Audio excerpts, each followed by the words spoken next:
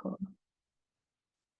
Hi everyone, welcome to our alumni panel where some of our alumni will be sharing their tips and tricks to aid you in the interview process. Today we're joined by Ayobami, Kevin, and later we'll be joined by Wanjala, who will begin the session by diving into their career trajectory to date, followed by a fireside chat led by me, Tiana, who's the Community Engagement Assistant at the 10,000 Interns Foundation, and then a Q&A session where our alumni will answer your burning questions. Please be sure to submit any interview-related questions in the Q&A box, and for any program-related questions, please feel free to email the team at thejournal@10,000interns.com email so that they can be answered. Wait a few minutes for everyone to arrive, and then Ayobami will kick off by introducing himself.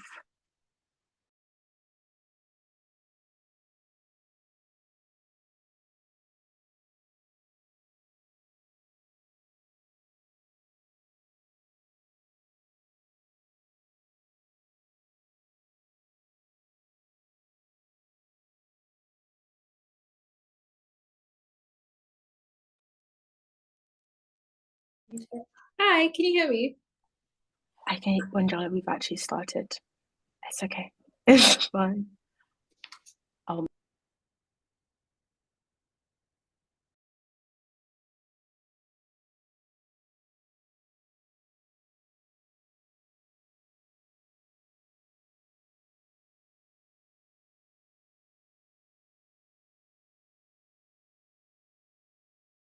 Great. Okay, so Ayobami, do you want to introduce yourself? And then it'll be Kevin and then Jala at the end. I can go.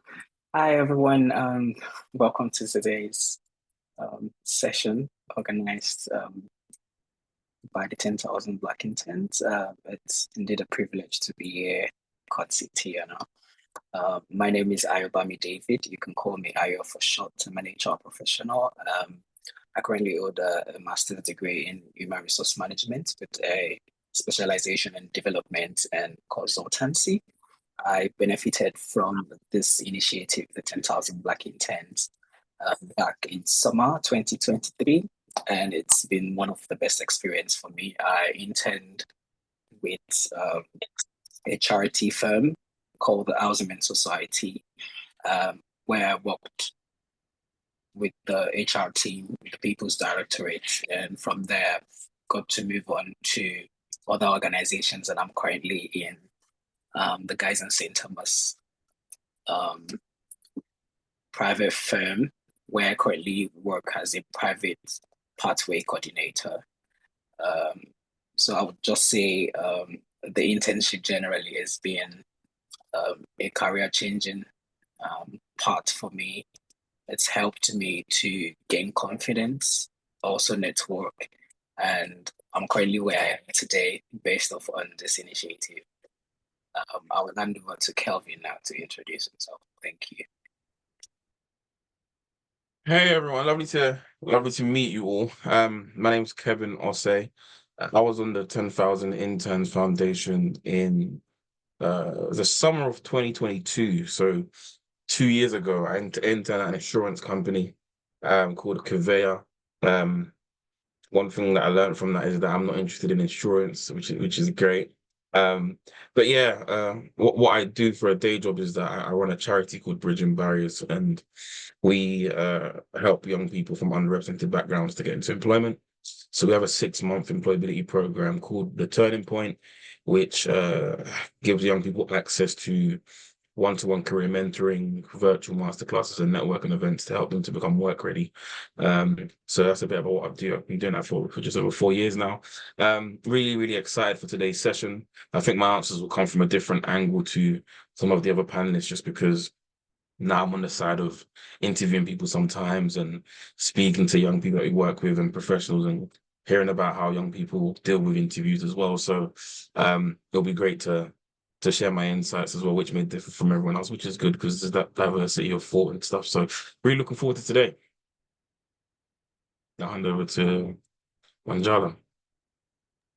Okay, great. Hi everyone. First of all, apologies for coming late and coming in very loudly. But yeah, hi everyone. I'm Jala. I was on scheme literally just this summer. So I interned at the company that I actually work for now. but in a different department, but still within HR and comms. I'm going to keep it short and sweet so that we can get into the questions. Perfect. Thank you all for introducing yourself. So today we all have like alumni from varied backgrounds. So let's actually jump into it. So firstly, can you share a memorable interview experience, whether it went well or not?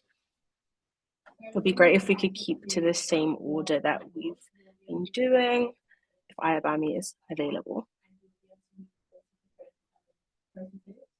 If not, Kevin, I think we can get your question, Tiana. Come again, please. Can you share a memorable interview experience, either one that went very well or not? And if it didn't go well, can you actually explain what made it memorable about like why it didn't go so well, or if it was positive? Can you also share that? So for me, I've had wonderful experiences in terms of interview because I'm an HR professional. So I don't think I'm scared of interviews again because I've tried over time to get used to the nitty-gritty around interviews.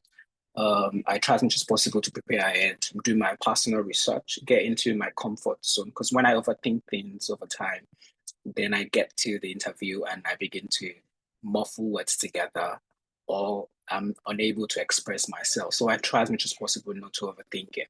I would say a certain scenario where I didn't have a good interview was where I maybe over processed the whole scenario. I in the moment felt maybe I wasn't well prepared, and I, let's say, crammed certain questions.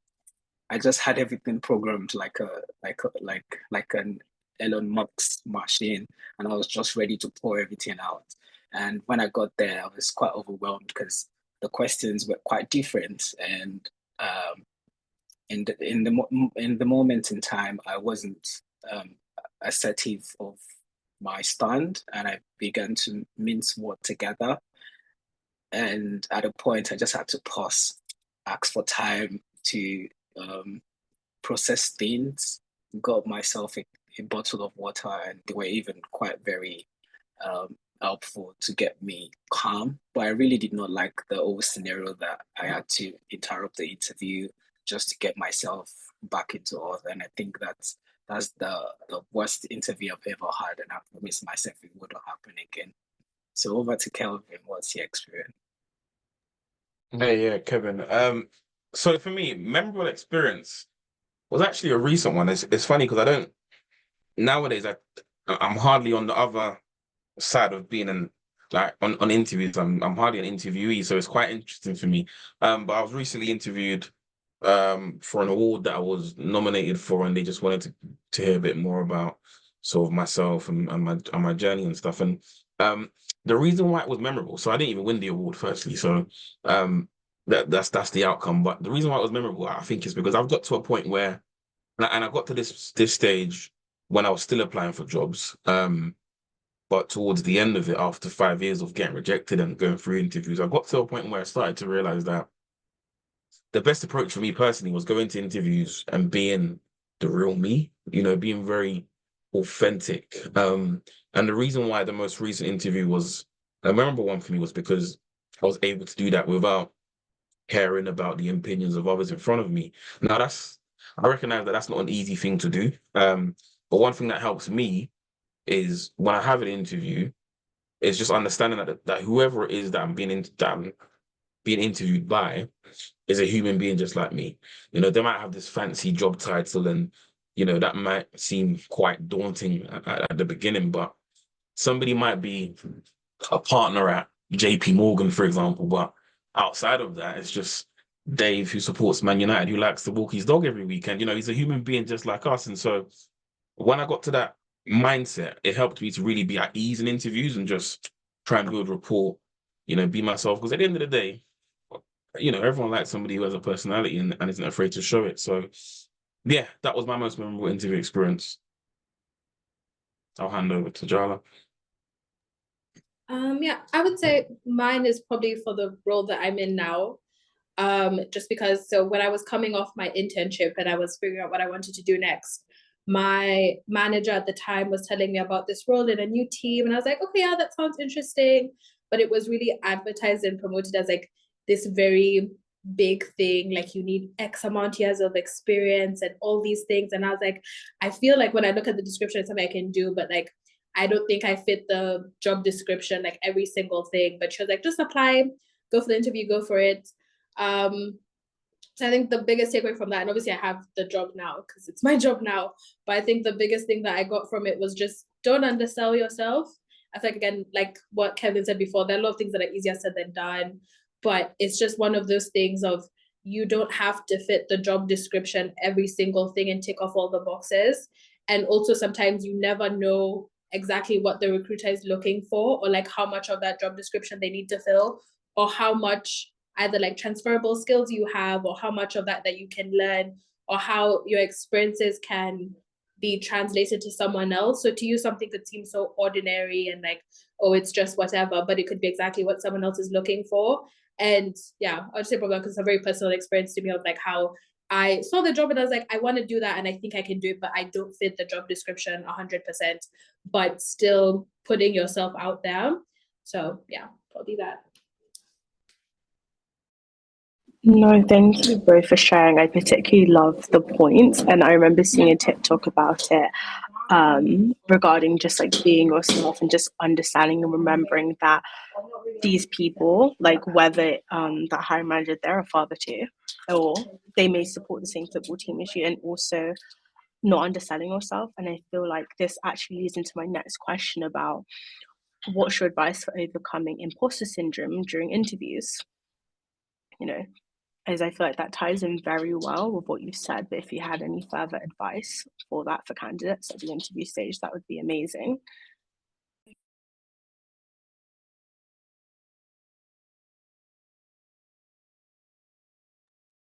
I'm happy. Same order there. Yeah, I thought we're going the same order. No, Kelvin, go first. Sure. I think, yeah, if we could go in the same order as before, but Kevin has started now, so I'm happy for you to start.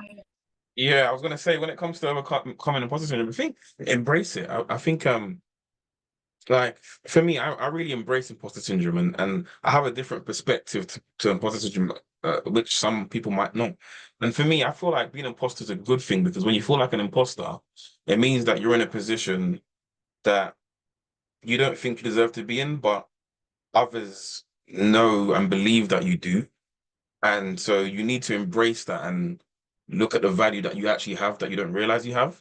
So in an interview, you have to understand that the interviewer has shortlisted you and got you to this stage for a reason, right? You're competing with thousands of other applicants who, some of which were getting rejected from the very beginning. But for you to now progress to this stage means that they see something in you that they don't see in somebody else. So you must really embrace that, and that should give you the confidence that you need, because the reality is a lot of us from the backgrounds that we come from, whenever I speak to employers anyway, we lack confidence in interviews. So we have the talent, great grades, everything, but we're not able to really showcase how great we are in interviews, and that tends to stem from a lack of confidence. So I think this question is a great question because a lot of us suffer from that imposter syndrome.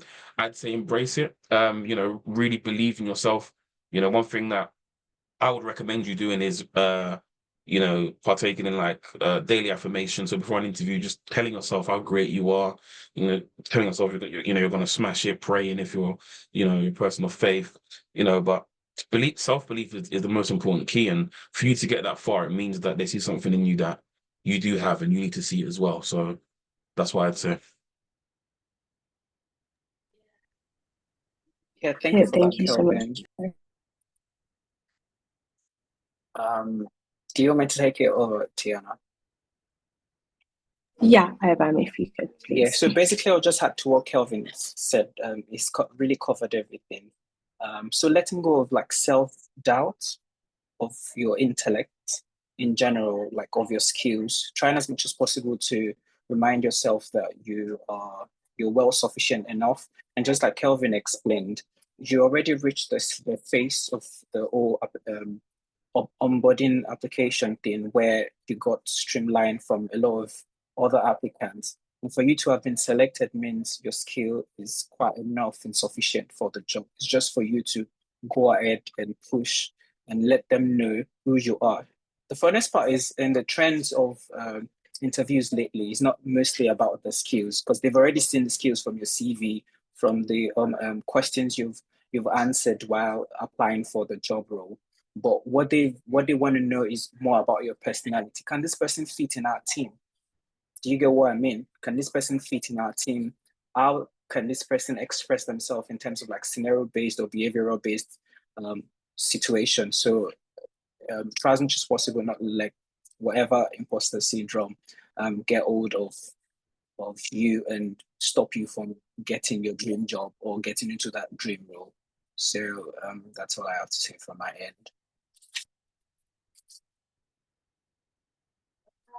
Yeah, okay. All I can do is really echo what everyone has said. And also, I think one thing that's important that has helped me is to understand that it's not going to be an overnight fix. You're not going to go from having an insane amount of imposter syndrome today and then wake up in the next 8 hours and then be the most confident person in the world. So I think understanding, like with anything else, it's a journey. And then also putting in those practical steps. So like Kevin said, those affirmations, I genuinely think there's no harm in just speaking positively about yourself. Like, what's the worst case scenario? I don't think there is one. And something that's personally really helped me is the support system and the people that you have around you. Also, again, I do know that's easier said than done. Some people don't have that great of a support system, but then that's where things like what Kevin said come in, where you kind of need to be your own support system. So I'd say, it's not an overnight fix. It's not going to change tomorrow, unfortunately. It's something that you have to work on. And then just making sure that you're putting in those practical steps, and where you do have people to lean on and support you, make sure that you're leaning on them, obviously not too much, but that you're using that support. I love that. And for me, I'm a big affirmation lover. And also, whenever I was practicing for my interviews, I would lean on my friends a lot, and also like your university colleagues or even your careers advisors, because this is your support system who will be able to drive you to really present your best self at the interview stage. The next question I have is, how can candidates stand out positively in really like highly competitive interviews? Like, what would you say are the best tips for that? Okay, let me go first on that. In terms of standing out in a very competitive interview or selection phase, is by doing your due diligence in general. Find there's a place of affirmation, there's a place of getting rid of the imposter syndrome, but there's also the place of doing your own work when it comes to researching about the organization, getting your facts right, practicing the needful, just like Wanjala said, get people around you to help you practice, get your practice in. Yeah, basically that's just the thing. Over time, get yourself ready for the interview by doing your due diligence in terms of researching generally, and all. Then also research about the roles you're applying for, and let people know that, and let yourself get yourself ready for that interview in general. That's basically it. Over to you, Kelvin. Yeah, thank you. Tiana, can you repeat the question, please?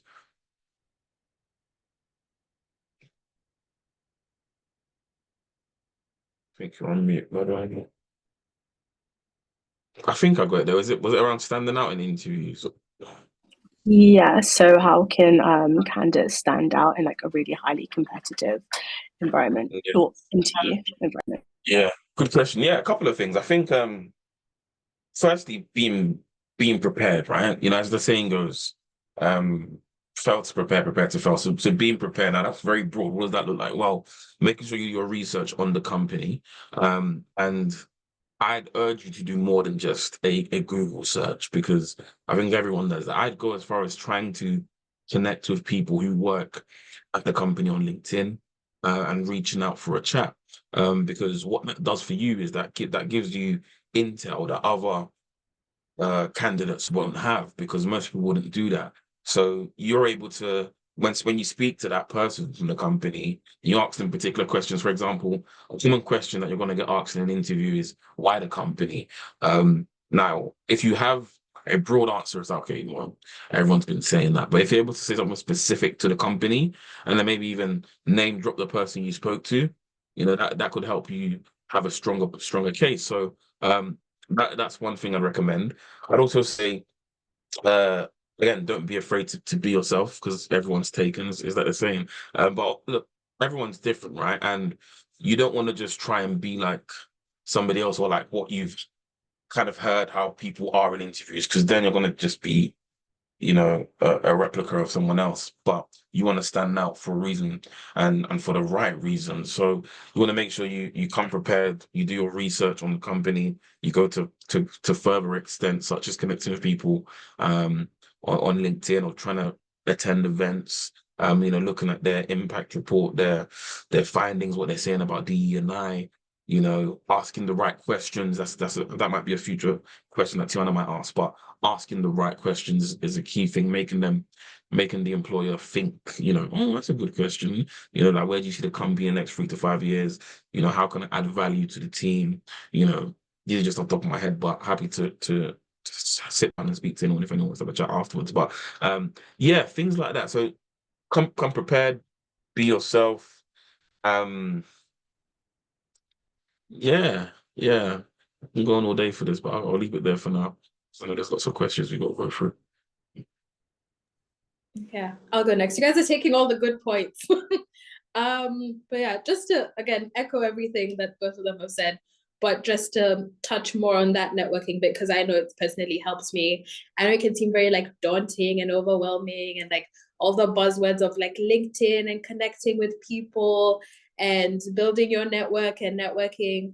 But I would say don't let that fear overwhelm you or like overcome you. Worst case scenario, they don't reply. Best case scenario, they do reply. And like Kelvin said, that you get that question, you know more about the company, more about the recruitment process, more about what to expect, because that person at the end of the day is living the life that you want to live. So who knows more, who can give you better tips than talking to that person? And I would say also being realistic with how much that you can do and not trying to like cram things. I would say it's kind of like a test when you're studying at school. I know a lot of us used to cram in school. I think I also probably used to cram for like certain things, but not trying to cram everything, like trying to know exactly how much money they have in their last financial report or the name of every single employee, but knowing those facts that matter to you and link back to the role that you're applying for. And then also making it genuine, not just trying to say things for the sake of saying them. So not just going and trying to cram the FT because you feel like you need to cram the FT, or there are other types of resources and ways to get that information. And I think that if you can't explain what you're trying to say or your research back to someone in a simple way, they're gonna catch you out. Because you never know. Sometimes in an interview, you will find out who it is that's interviewing you. And that's also another really good thing to like look them up, see what department they're in, see how long they've been in the company. Have they been there since a grad? Did they move here to the company 2 months ago? Like those types of things. When you do know who the interviewer is, it's good to have a bit more research on them and their background and their department. But then also, like I said, don't try to cram too much information to the point where you're just regurgitating what you read. Because if someone asks you a question and you can't answer the question, it's a lot worse than if you didn't have something to say in the first place. Because now you just don't come across as genuine. But yeah, echoing what the guy said before, but also that. Can I just add something quickly, Tana, before you jump in?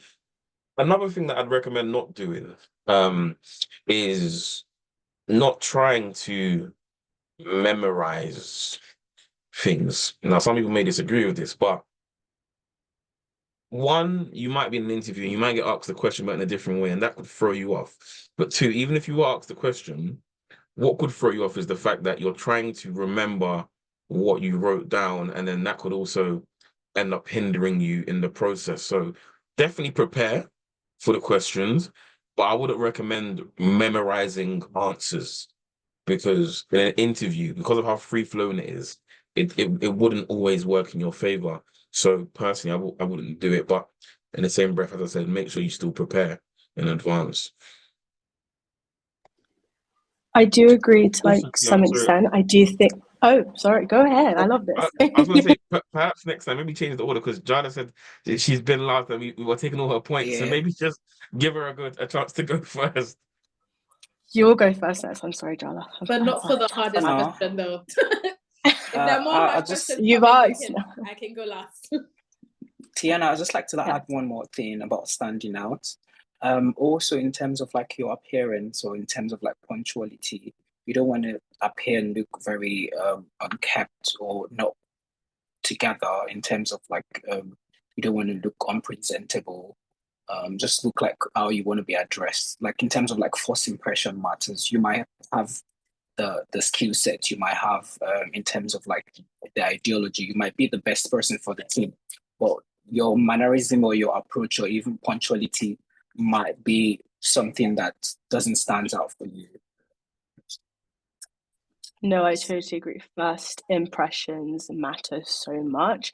And I think what I also wanted to touch upon with Kevin and Jala's points are that it is quite a bit of a debate about like not cramming or memorizing, but I do think it is really helpful just to have a few points that you do want to touch upon, just so you remember. And I would say like checking out an organization's white papers, for instance, is like really cool. And being able to talk about matters that really interest you because it will flow really easily and you can Say, always checking link out it our to other organization's what, experience. sorry? White Checking out their what? papers. White papers. Okay. They're white papers. I don't know what that is. For anyone that maybe doesn't know what that is, can you expand on that paper? So white papers are usually documents where it shares information or like expert analysis or insights in a particular topic or problem that particular organization shares. So if there's anything like specifically near and dear to your heart within that particular organization, you could actually check out any white paper that they've shared. And then that's a really great talking point because it's kind of like, see, not a lot of people know about it, but it's a great way for you to be like, I've done my research and I actually love what you're doing here.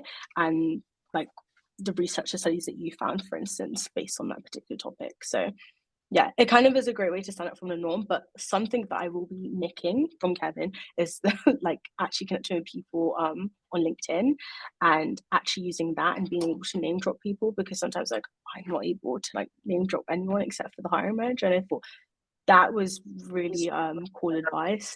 I would, for me, when I was on the road, which in other words is our campus roadshow, I always said adopt a system called the 2Ps, which is called being patient but being persistent and being able to reach out to professionals. And as Wanjala said, is that even if someone does ghost you, there are busy professionals out there who will be able to help you, but it's just about being patient and being persistent with the process. I don't know if you want to jump in. Yeah. Just want to jump in very quickly because I feel like that networking piece doesn't stop. Like even in when you have that job in that company, you're still networking. I would say be very intentional with who you're trying to reach out to.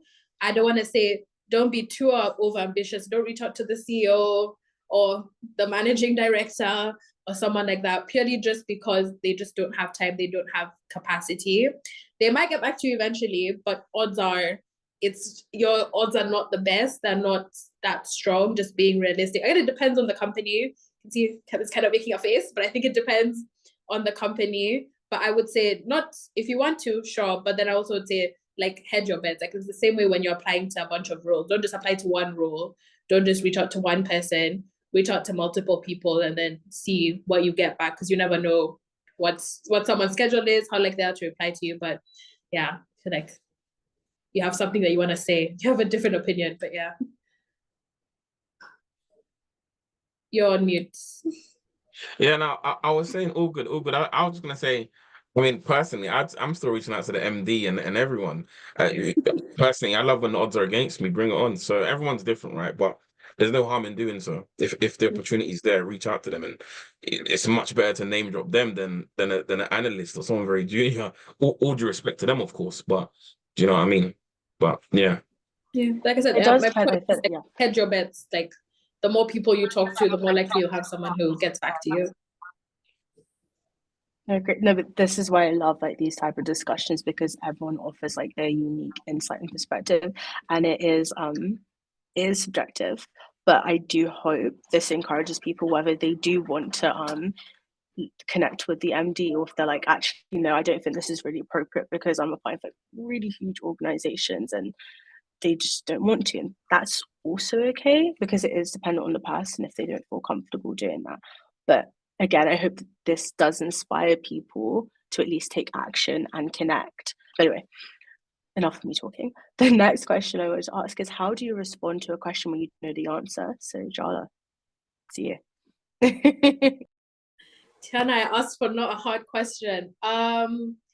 Wow, that's actually interesting, because that's the second time I've been asked that question today. Because right before this, we were doing interviews at my company, and someone asked me that question, and I didn't know how to answer it. But now I have an answer. But I would say it depends on the situation that you're in. There's like a couple tips and tricks I've heard from people about, like how when you're in an interview, if it is face to face, even if you're at home, like have a glass of water next to you and like stop and take a sip. Ask them to repeat the question, ask them to rephrase the question. I also think sometimes it depends on what type of question it is. So I've personally never had this type of question, but I know people who have, where someone will ask you like, how many cups of coffee are drunk in a day in London? Who knows the answer to that question off the top of your head? It's not like someone asking you, tell me about a time when you worked under pressure. It's not really something you can prepare for. And I'm interested to know what you guys will think about what I think how you'd answer that question.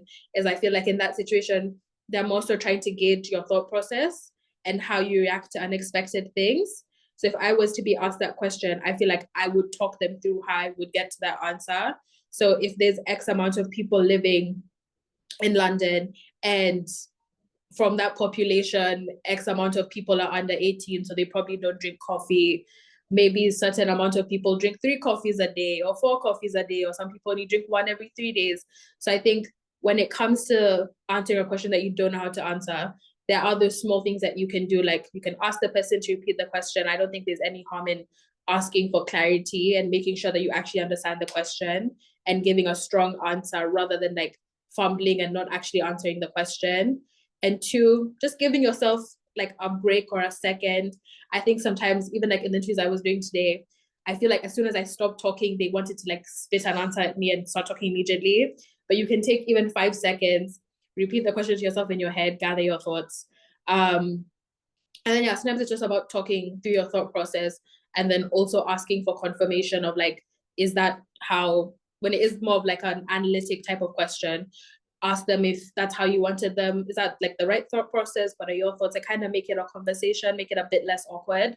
But again, it depends on the type of question. I don't think if someone asks you, tell me about a time you worked under pressure, you answer and then ask them, is that how you wanted me to answer the question? So I think there's 2 sides to it, but I'm interested to hear what you guys think. Kevin, if you want to go. Yeah, it's a good question. I think, yeah, great points made by Jala. Look, for me personally, if I got asked the question I didn't know the answer to, I'd be like, that's a good question. Do you mind if I take a couple of seconds to think about that?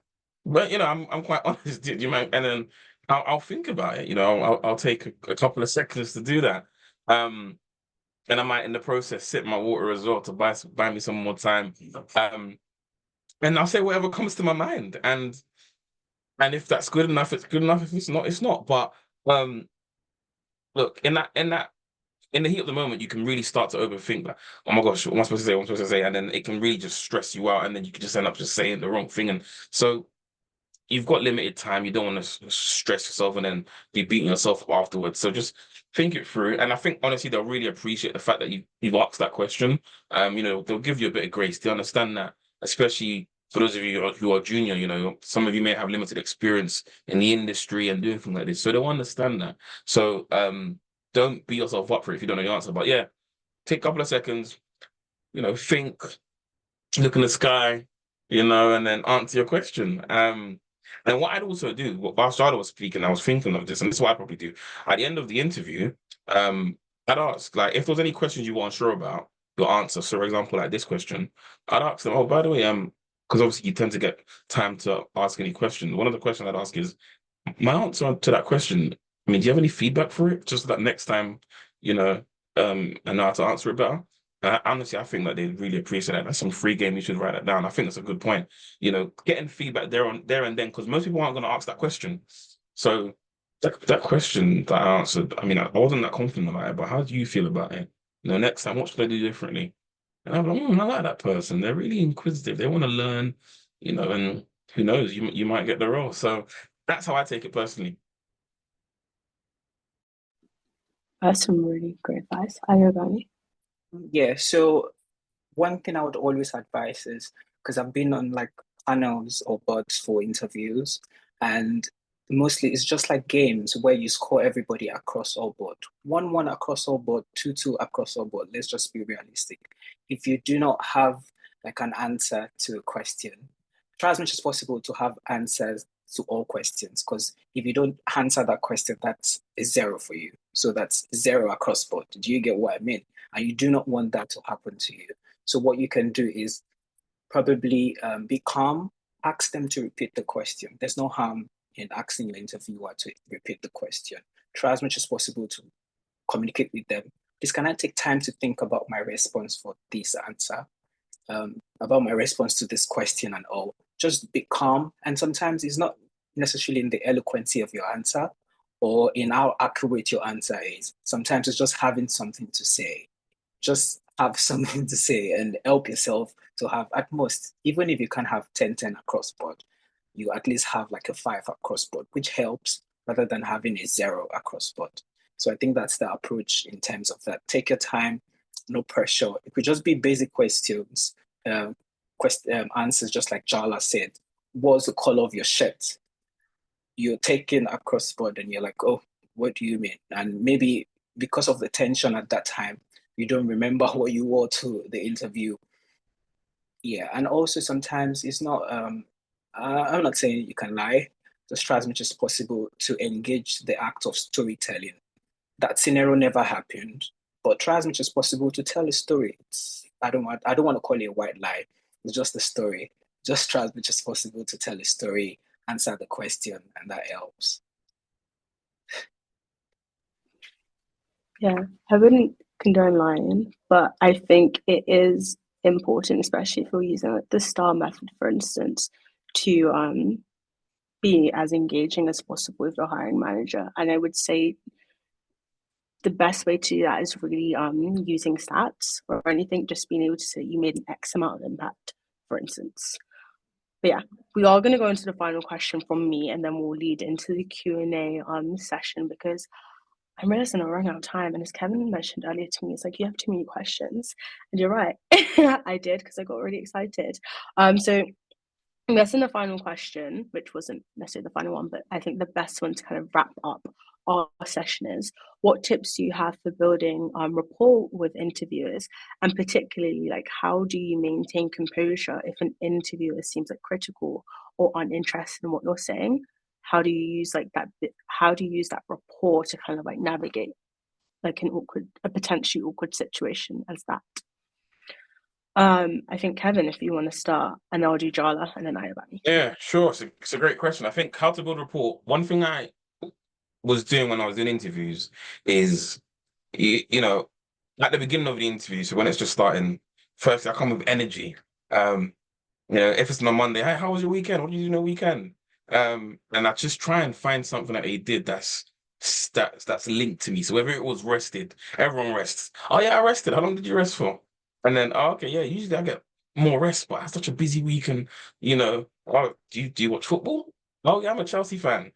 I know there's some Chelsea people on the call, so if you support Arsenal, Man United, don't say anything. But yeah, stuff like that. And then, oh, we both support Chelsea. And then you just start talking about, top goal scorer, where we are in the league, how bad we're doing, stuff like that. Now, football's the example I've gave. There could be other examples, but ultimately, one thing that helps with building rapport is trying to find something in common. And I think that as human beings, we all have something in common. You don't have to be from the same gender, ethnicity, or whatever as somebody to find that rapport. I think it can be found in asking the right questions, such as, how's your week going? How was your weekend? What are you doing this evening, etc. But not being afraid to ask questions, not being afraid to take charge of the conversation. And what I mean is, obviously, when you join an interview, they're going to lead the conversation naturally because they're interviewing you. But at the beginning, before the interview starts, is that time for intros. And then, they might be waiting for their colleague to join because there might be two of them. So in that time, don't be afraid to lead them. Also, what did you do? Ask them first, that's what I'd say for now. And then the second half, what was the second part of the question about dealing with? Yes, like how would you use that rapport to deal with an interviewer who potentially was like who seemed very critical, uninterested? How would you navigate that? And how would you kind of like maintain composure in that type of situation? Because I was actually asked in a previous webinar before. So yeah. Actually, look, stay true to who you are. Stay true to, there's people out there that may trigger you, but don't let people trick you out of your position. It's that simple. You may feel like somebody's having a go at you or picking at you, but you have to stay true to yourself and your values. Don't do something that you might regret. Don't change your tone of keep the energy that you started off with. Someone else's might change. By the end of the day, you want to stay true to who you are, be remembered for the right reasons, and that's the fact that you've just smashed the interview. So the one piece of advice I'd say is just stay true to who you are in that case.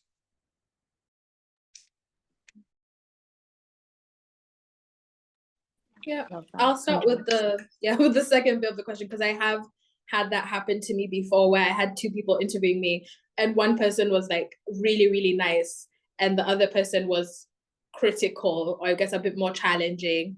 And I wasn't expecting that at all. I think I was like one of the last people to go into the interview, and everyone else had said that like, oh yeah, they're both so great and happy and cheery. And then I got in and I was like, have I done something? But I think like Kevin said, that you just have to, it's easier said than done, but you just have to stay focused on what you're there for and what you're trying to do, and just make sure that you're responding to their questions and not their energy. So sometimes someone will challenge you, but as I found out later, it was intentional. He was intentionally trying to challenge me and probe me and see how I was going to respond to it. So I'd say most, again, easier said than done. Maybe it's something that when you have a mock interview, or you have practice with someone, you're talking to your friend, your family member, the uni advisor, whoever it is, ask them, can you just give me a bit of, not resistance, but like just ask me more questions, probe, challenge me a bit, just so that you are a bit more prepared for it, because it can catch you out and it can kind of like send you spiraling. What's the first part of the question? Hold on, sorry. The first part is what tips do you have for building rapport with interviewers in a virtual setting? Before you actually answer that though, I actually just want to quickly interject and say, I interviewed for Cambridge and I didn't get in, but my second interview, they were so neutral and so critical, and I found it like so difficult, but I did know they would they were challenging me. It was just that when I was doing it, it was like that text I had to analyze. It was so difficult, but I know they were doing it in my favor, and that was just also how they interviewed. But I just want to agree with your point that they are pushing you and it is for your benefit, and you just kind of have to stick it out. And when you like overcome it, it's like it was a beautiful challenge essentially. But anyway, yeah, what are your tips for building rapport with hiring manager?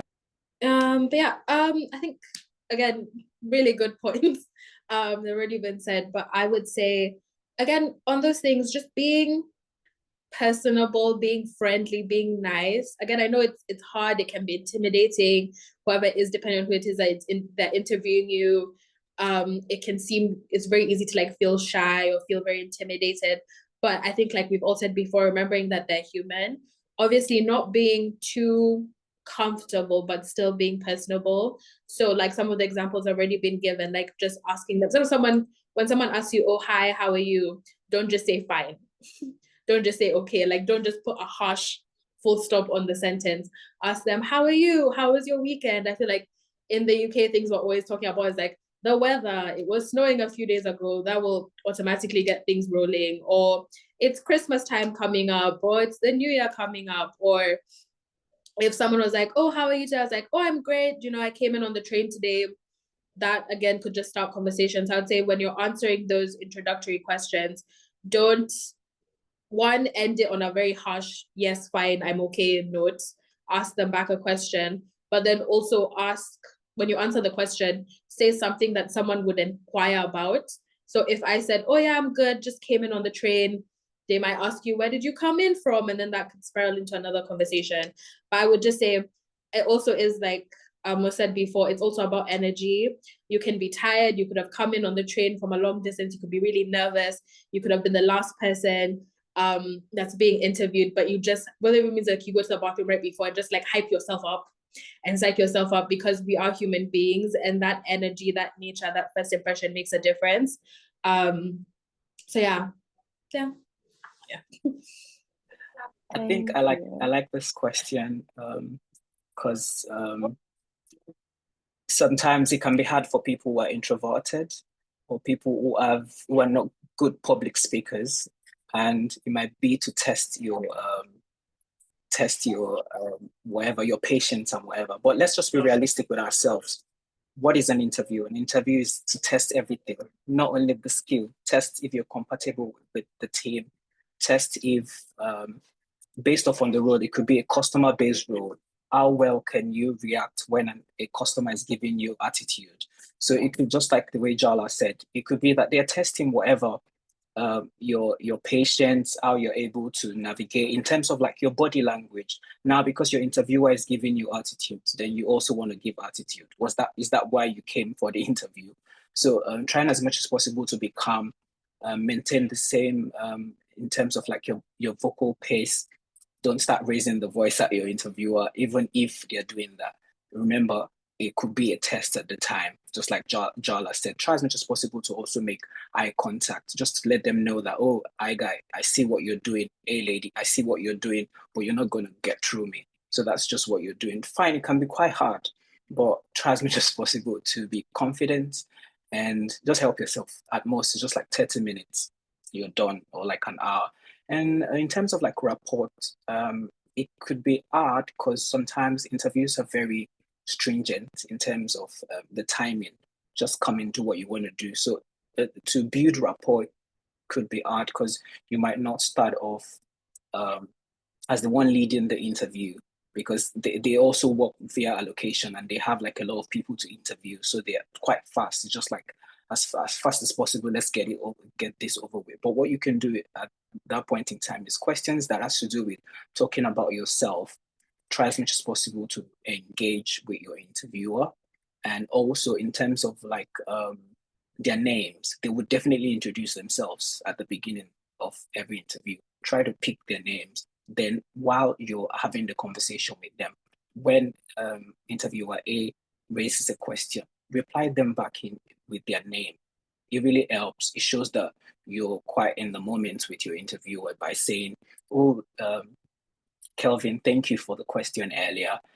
This is what I feel, or this is my response to this. You could use whatever response method you want to use. For is it STAR method to explain answers to that question. So just be confident, have a nice positive body language, look them right in the eye. You're having a conversation with an interviewer, look them right in the eye. You're not looking into the roof. You should look them right in the eye and have a conversation with them. It could be hard sometimes, but let's just try 30 minutes or 1 hour of an interview and you have your dream job. So that's the sacrifice you have to make. Thank you. No, thank you all for sharing your insights and expertise. This is going to be enough of me like asking you questions. These are all now going to be questions from our audience. There is 27, so I'm going to just be quite picky because I realized that we've only got 9 minutes. And I think what I may do is pose a question, and whoever is happy to maybe take that on, or I may just go in an order so it's a bit more fairer. But the first question is, could you go through the steps you take when you have an upcoming interview? Does anyone want to take that? Or I'll just pick someone. Is that better? Okay. Jala nodded, so you can go first. I don't know why I did it to myself there. Steps that I would take. I think it depends on how soon I know the interview is. It depends on how much time you have to prepare is a big factor, but the steps would roughly be the same. I think just go through everything, make sure you understand the email, make sure that you reply to the email saying, yes, I'm coming, I'm attending, those types of things. And I would think to the point to where you get an interview, you should have already done some type of research on the company. I know it's a bit different with 10K just because you get allocated to an industry, not a company. But once you know that you've been allocated to certain companies, even before you know whether or not you've progressed further, just doing a bit more research, understanding them, what makes them different, what makes them unique. Yes, a lot of companies can do finance, a lot of companies do HR, do recruitment, but there are those things that make them stand out. And it can seem a bit hard, like, oh, but they all do whatever X thing. But if you look and you actually do the research, it's there you will find the thing. It's usually the thing that they're screaming about or the things that their competitors have that they don't have. So that type of prep work, just doing more research, but then again, being realistic, you're not going to know everything. I personally don't believe in cramming. If you want to cram, that's up to you. But I personally would say don't try and cram a bunch of facts and figures and names and all those types of things that could trip you up. Then I would say getting into practice on interview questions. In the invitation to the interview, it should give you some type of context, whether it's like behavioral questions, competency questions, scenario-based questions, all those types of things. So just getting in as much practice as possible. Again, like I said, I'm the type of person that I rely on my support system. So I would say reaching out to them, 5 minutes, 10 minutes, FaceTime, in person, whatever it is, just like help me, give me feedback, just help me roll through the questions. And then I also feel like there's an element of prep for the day or before the day. So whether it's you're going 30 minutes away from your house, so you have to take a 2-hour train, just making sure that you give yourself enough time. If anything, I would say be too early. There's no such thing as being too early. As much time as you can put to just be in like a relaxed place, be comfortable, go to a coffee shop. If you don't want to spend money, you can sit in the train station, whatever it is. You just getting yourself as close to the place as possible, just so that you're calm, you show up early, making sure that how you're dressed, how you're presenting yourself is how you want to be received. Sometimes we might not always be, maybe if you're at uni, you're not always in like formal situations or wearing very formal clothes, making sure that you're comfortable in those clothes, making sure that you feel the way that you're presenting yourself, if that makes sense. It might seem a bit silly to say that you practice, but if you're not used to being in that type of setting, maybe practicing is what you need to do, just to make sure that when you're there on the day, you're not worried about your tie because it's been X amount of time before you wore a tie. Like those small things that you can do to prep beforehand. So I would say research, practice, prepping for on the day, and back to some of the things that we said in the beginning, that those affirmations, positive energy, and reminding yourself that you're there for a reason. Yeah. Agreed. No, thank you for that. Kevin, I'm going to ask, what are your tips for best answering questions such as tell me about yourself? If someone's asked, like, for a successful interview, when asked to describe yourself, how did you answer this? Yeah, good question. I think tell about yourself, well, about who you are, name, and your background in terms of where you've grown up, where you went to university. I'd add in extracurricular stuff that I've been involved in. So whether that was at university or outside of that, any work in your community or your church or place of faith. I'd also add in a fun fact as well. For me, I've been in a film before. I'd add that in. Oh, tell me about that. You know, it brings in having something fun brings in like some form of energy and flavor to the conversation. And I try and also add in something that maybe linked to the role. So, you know, if it's investment banking, I love reading the FT every morning and, you know, whatever it is, but I try and link it to the role as well. I try and be quite strategic there. So I'll keep it short and succinct because of time. So that's what I sort of include in that. Tell me about yourself. That's super helpful. Thank you. And Ayabami, someone has asked, I'd love to know if you remember the hardest question you were asked in an interview and what your response was. Where did I get to have this question? Basically, I think it was a scenario-based question. We all know that in interviews, there are scenario-based questions, there are behavioral-based questions. So scenario-based questions are where they depict a scenario for you and ask you how you were able to. So I think the hardest for me was they asked if I had a weakness or, yeah, I think so. So I wasn't sure of what to reply because I'm like, I'm yet to paint myself as perfect. You're asking me for my professional weaknesses. I struggled to answer because I was like, is this like a bait to for me to nail myself to the cross, or is this just a random question you just wanting to know? But I tried as much as possible to be to not overthink it, and I think my response then was I told them I was overcommitted. I think that was the response I gave them. I replied saying I was quite overcommitted, and in terms of like boundaries when it comes to work-life balance, I tend to struggle a lot with that. And I think that was how I was able to save myself in that question. So if you get a question like that, which is quite hard for you, just try as much as possible to be calm, give a response, think it through first before giving a certain response. And I think you'll be fine. That's all. Thank you so much for that. Interesting one, which I don't think has really been addressed, is do you have any advice for the waiting period after an interview? For example, would you recommend sending a follow-up email? Maybe Kevin?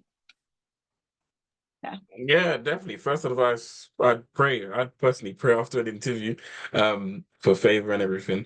I'd also, yeah, if I feel like, I mean, before the interview finishes, I'd ask them when should I expect to hear back from them. So if that time has come and I still haven't heard back from them, then I'd follow up maybe 3 to 5 days after that time, just to say, hey, hope you're well. I just remember, I was told that I'd hear back by X date. It's now this day. I just wanted to get an update. If I don't hear back again, then I'd probably follow up a week or two after. If I don't hear back after that, then I'll try and connect with them on LinkedIn and ask again, or try and ask their colleague. And after 3 times, you just have to wait and pray. I mean, you can't keep chasing them down if they're not going to get back to you. Then maybe that says a lot about them. Maybe that's not the type of place you want to work at if they're poor with communication, and it could say something about how they may treat you for an employee. So, yeah, that's how I'd personally take it. Ooh. So, Jala, I know you're still currently in your organization. Thank you so much, Kevin, for your response as well. I'm going to get through these. But someone has asked, how has the experience impacted your current career aspirations, and what were your career goals like after the internship? But I know you're still with the organization, Wow. but yeah. Serious question. Yeah. I think something I could also talk about for long, but if I could summarize it, I went to uni and I studied law and business studies. So I was going to become a lawyer. That was the plan. 3 options, put them down. I had HR and comms down as one because it was something I was interested in, got involved with it, honestly, really loved my internship. And I think what clicked for me, or what switched for me, was I think I was always looking for skills and experience rather than a title. I think sometimes it's hard, like you can see all these titles of like X person, senior this, etc., all these many words. But what I think appeals more to me is skills and experience. So I think, and again, that's why it's a bit of a mix and match. And it also varies from like organization to organization.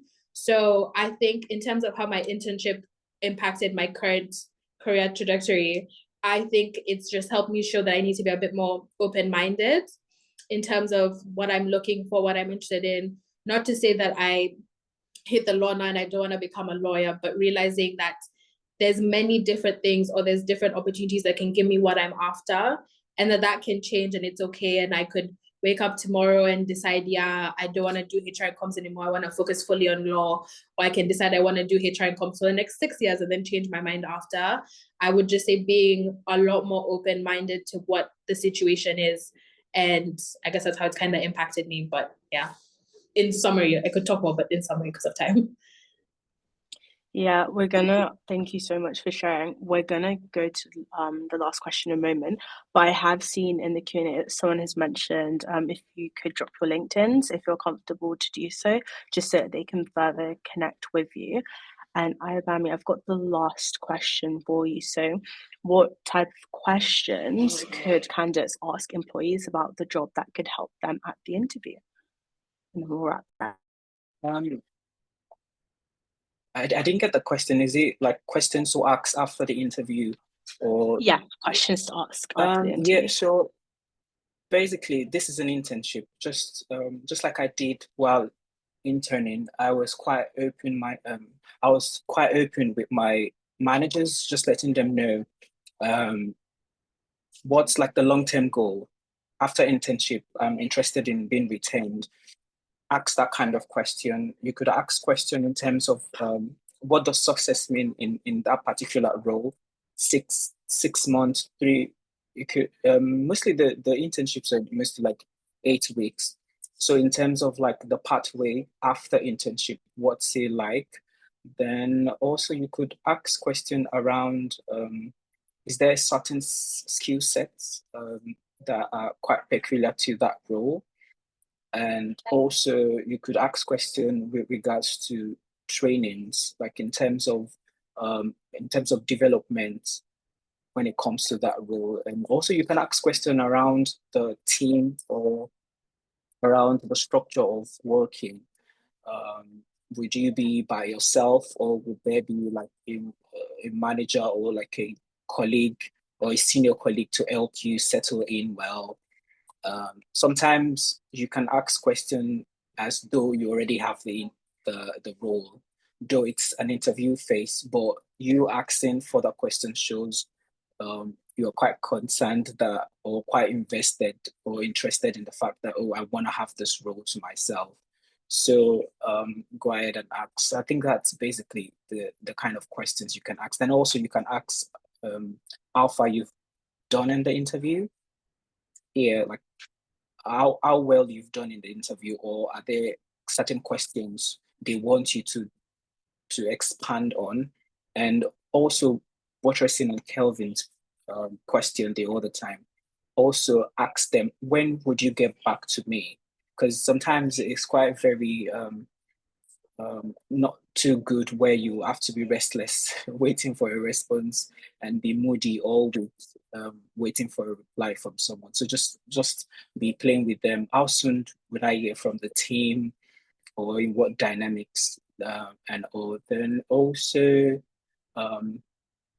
ask if they give feedbacks. Interview feedbacks are quite good because they help you prepare for future ones, or ones that you have in later time. So ask if they do give feedback. Should, in case everything goes well, yes or no, would I get feedback in terms of how I did in my interview, or will I have somebody reach out to me from the team just to talk me through how I did in my interview? If I get the role, if I don't get the role, it shows them that this person is investment in self-development, and even if they didn't do well in the interview, they are quite open to work more on themselves. Yeah, so I think basically that's possible questions you can ask for. Thank you so much for sharing, and I'm sure that everyone has found this webinar to be super beneficial in preparation for their interviews. And I just want to thank you again so much for your time and for sharing your experiences, your views, and your insights. This has honestly been one of my favorite sessions to host, and I really appreciate it. But that is a wrap. I hope that everyone attending here, I wish them the best of luck with their interviews, and I hope you have a lovely evening. But take care, everyone. I don't know if you guys have any final words, Siva. But yeah. Just want to say good luck to everyone. Make sure you prepare. Don't catch yourself out. Do as much as you can to prepare and practice. And yeah, I'm happy to help if anyone has any questions. I put my LinkedIn in the chat. Obviously, be mindful. I can't guarantee anything, but I was in your position literally this time last week, so I know any bit of help helps. So yeah. Yeah, quick one from me. Great. Thanks for the opportunity. I hope everyone found a lot of value from the session. We've actually got a virtual masterclass coming up on navigating the recruitment process and hearing, getting support from CVEs, interviews from people who work in recruitment. So I'll put that in a link for anyone interested. But great session. Thanks a lot, Tiana. Thanks a lot, Jala and Ayubami. Great to get your insights as well. My laptop's going to die any second now, but lovely seeing you all. Take care and have a great evening. Yeah, have a great from evening, my everyone. end too. Have a great evening, everyone, then. Take care. Yeah, you too. Bye.